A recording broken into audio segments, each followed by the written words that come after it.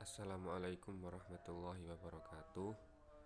Pada pertemuan yang kedua ini, saya ingin mengulas kembali materi sebelumnya, atau materi pokok kita di sini adalah mempelajari akhlak tercela. Tujuannya apa? Mempelajari akhlak tercela. Akhlak Ya pastinya akhlak tercela pengertiannya sendiri kita sudah ketahui bersama, yaitu ya perbuatan buruk lah. Wes sudah akhlak yang buruk, akhlak tercela, akhlak yang buruk menurut agama atau menurut eh, baik itu menurut agama, sosial atau eh, lebih-lebih menurut budaya. Ibaratnya itu menurut masyarakat setempat, nah begitu. Jadi akhlak itu dikatakan tercela bisa masuk beberapa kategori. Ukurannya apa sih akhlak tercela itu? Akhlak tercela itu ukurannya bisa jadi yang pertama adalah agama pastinya. Nah, yang kedua umumnya di masyarakat. Nah, itu sosial budaya. Itu juga termasuk menjadi salah satu tolak ukur dikatakan apakah perbuatan tersebut baik apa buruk. Ya, yang pasti agama tadi yang pertama, yang paling utama. Nah, ini kemudian eh, akhlak tercela itu kenapa sih, apa sih tujuannya biar kita mempelajari akhlak tercela itu apa? Yang pasti tujuannya bukan untuk mengamalkan, tapi untuk menghindar. Kita mengenal dulu apakah kita ini berbuat baik apa berbuat buruk, berperilaku terpuji apa tercela. Nah begitu. Kalau kita sewaktu-waktu melakukan akhlak yang tercela atau perbuatan yang tercela, maka segera kita kembali caranya bagaimana, Pak? Ya mengenal dulu, mengenal apa itu akhlak tercela, kemudian apa aja namanya akhlak tercela, dan seterusnya. Sehingga lantaran dari kita mengenal akhlak tercela tersebut, kita bisa dengan cepat segera untuk kembali kemana? Kembali ke jalan yang benar, kembali kepada Allah, kembali kepada ajaran Allah, kembali kepada agama. Nah seperti itu. Agar apa? Ya agar pastinya Allah meridhoi kita, agar kita selamat dunia dan akhirat. Nabi juga begitu. Nabi juga diutus untuk liutam mimma makarimal akhlak, untuk menyempurnakan akhlak, memberikan contoh atau uswah kepada umatnya. Nabi itu bagaimana sih kehidupannya, bagaimana? Apakah Nabi selama ini berbuat tidak terpuji atau bagaimana? Nah begitu. Bagaimana contoh Nabi dan seterusnya. Nah itu materi terpuji ini begitu. Jadi agar kita mengenal apa itu akhlak tercela, kemudian sub-subnya itu apa saja, terus dampaknya itu apa saja, terus cara untuk menghindarinya bagaimana. Nah seperti itu nanti kita ulas. Nah di sini ada salah satu subbab akhlak tercela, yaitu hubbud dunia. Pada materi ini dibuka pada suatu cerita yang ini berkaitan dengan waliullah subhanahu wa ta'ala yang bernama waliullah yang bernama Syekh Hasan Asyadzili. Nah, Syekh Hasan Asyadzili ini setahu saya adalah pendiri torikot, atau ya bisa disebut kiai besar pada zamannya, sangat terkenal. Beliau ini lahir di Tunisia pada tahun 1197 dan meninggalnya di negara Mesir tahun 1258. Berarti Syekh Asyadzili ini berumur berapa? 61 tahun. Umurnya beliau 61 tahun. Muridnya sangat banyak, sekitar 6 ribuan. 6 ribuan, dan semua muridnya itu biaya kehidupannya ditanggung beliau. Ya, kalau berarti seorang kiai barat gitu, sampean bayangno saiki kiai besar, kiai terkenal, muridnya sangat banyak, santrinya sangat banyak. Nah, santri ini gak ada sing bayar. Gak ada sing bayar selama nyantri nih oleh beliau, gak ada sing bayar. Mulai dari makanan, barangkali ada kitabnya, barangkali ada kebutuhan yang lain, sabun, barangkali ditanggung semua oleh Syekh Hasan Asyadili ini. Nah, kalau orang yang nanggung berarti kan berhubungan dengan materi, berhubungan dengan harta, ya toh. Kalau orang nggak punya harta, orang nggak punya materi, ya pasti nggak bisa nanggung ribuan orang itu, santri itu nggak bisa. Berarti Syekh Hasan Asyadili ini backgroundnya adalah kaya raya, punya hartanya banyak,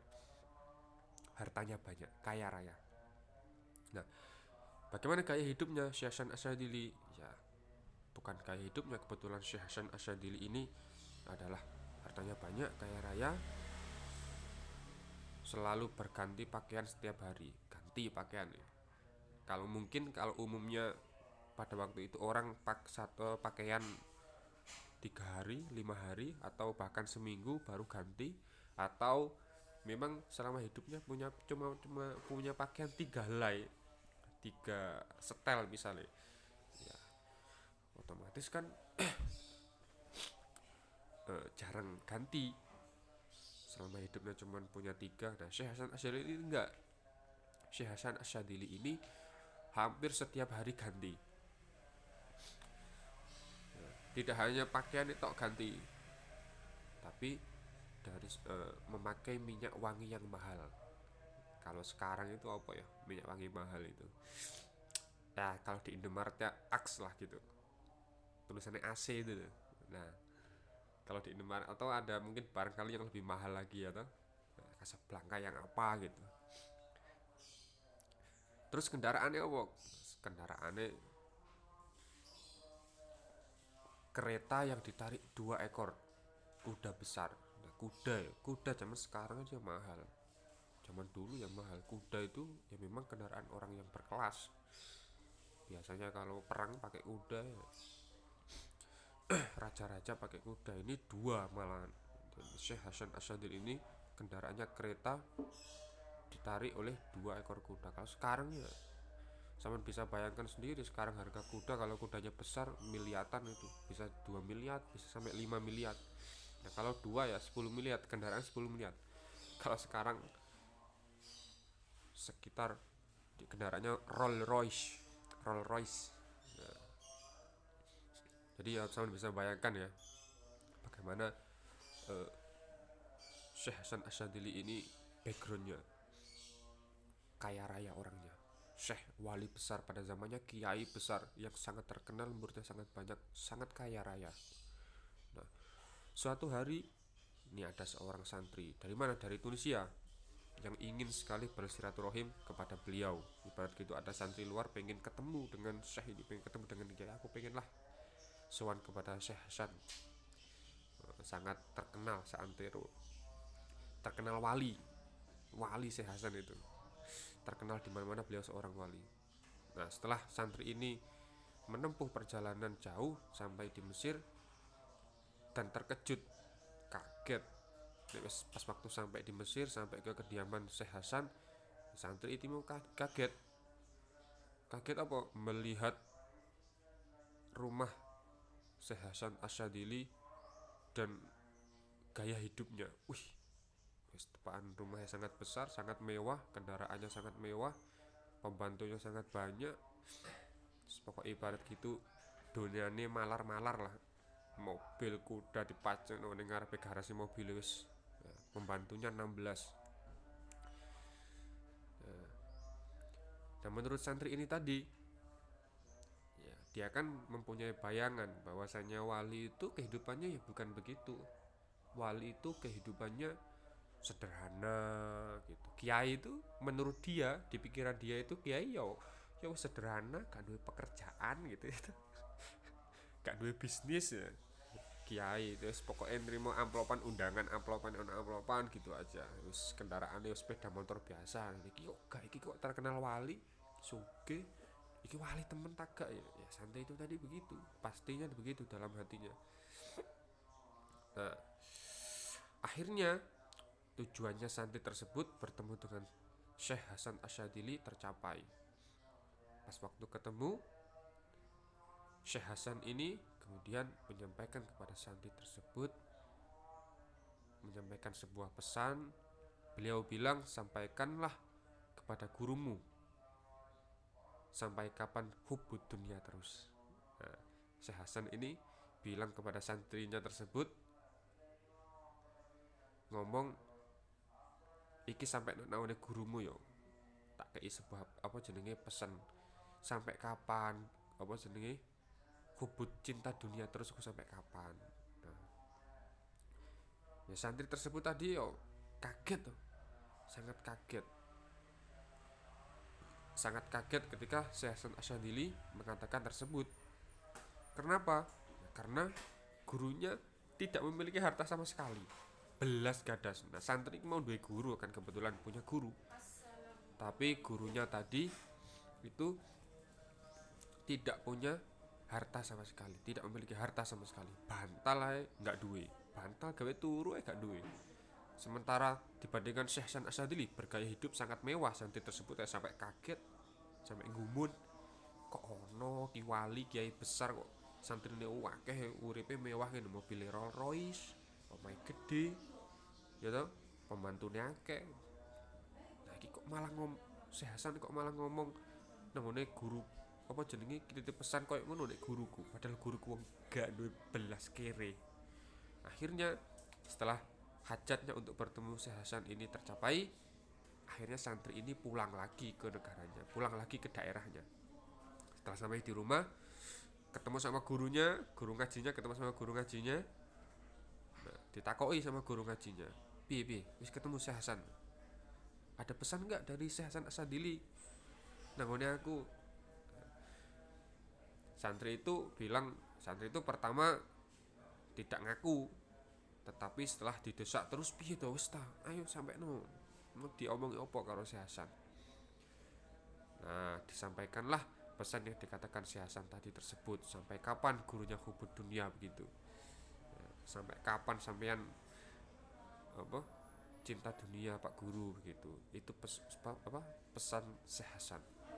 Mendengar pesan tersebut, gurunya langsung menangis. Menangis mulai. Iya yo, aku iki hubud dunia terus. Nah, gurunya tersebut bilang sama muridnya ini yang tadi ketemu sama Syekh Hasan, iya bener, bener sing diomongno Syekh Hasan Asyadili.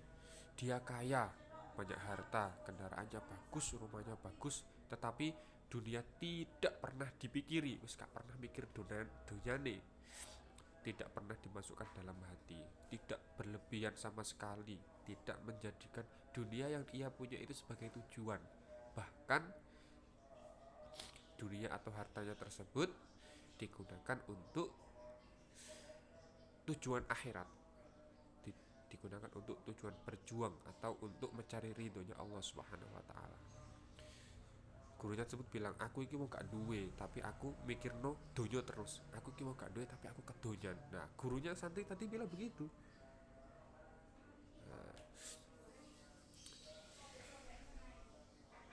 Lah itu tadi berarti penyakit hati hubud dunia ini bisa terjangkit kepada setiap orang, baik itu orang itu kaya atau miskin. Ukurannya apa? Orang itu cinta kepada dunia, ukurannya adalah orang tersebut menjadikan harta atau dunia yang dia miliki sebagai tujuan. Dengan harta dia kira dia bisa hidup selamanya. Dengan dunia yang ia miliki, dengan harta uang yang ia miliki, dia bisa hidup selamanya. Nah, itu ukuran orang hubud dunia atau cinta yang berlebihan terhadap dunia. Ia lupa tujuan akhir kehidupan. Tujuan akhir kehidupan apa? Allah Subhanahu wa taala, mendapatkan ridho Allah. Kita bahagia di dunia, di akhirat. Nah, kalau orang mempunyai harta dan tidak digunakan untuk wasilah kebaikan di akhirat, ya maka ia termasuk orang yang hubud dunia. Ukurannya itu.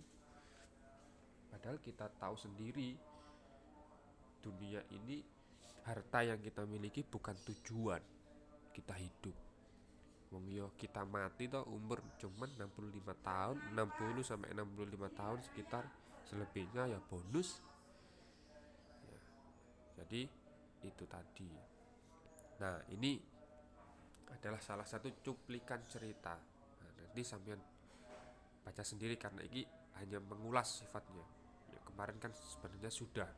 Nah, di situ ada dalil nakli. Dalil nakli itu ya dalil Quran hadisnya. Kemudian pengertian hubud dunia, ya hubud dunia cinta berlebihan kepada harta yang ia miliki sehingga ia lupa, ia jadikan harta itu sebagai tujuan, lupa bahwasanya kita hidup itu tujuannya mencari ridha Allah Subhanahu wa taala. Penyebab-penyebabnya di situ banyak. Itu ada 5 poin. Kemudian dampak negatifnya, kemudian cara menghindarinya dibaca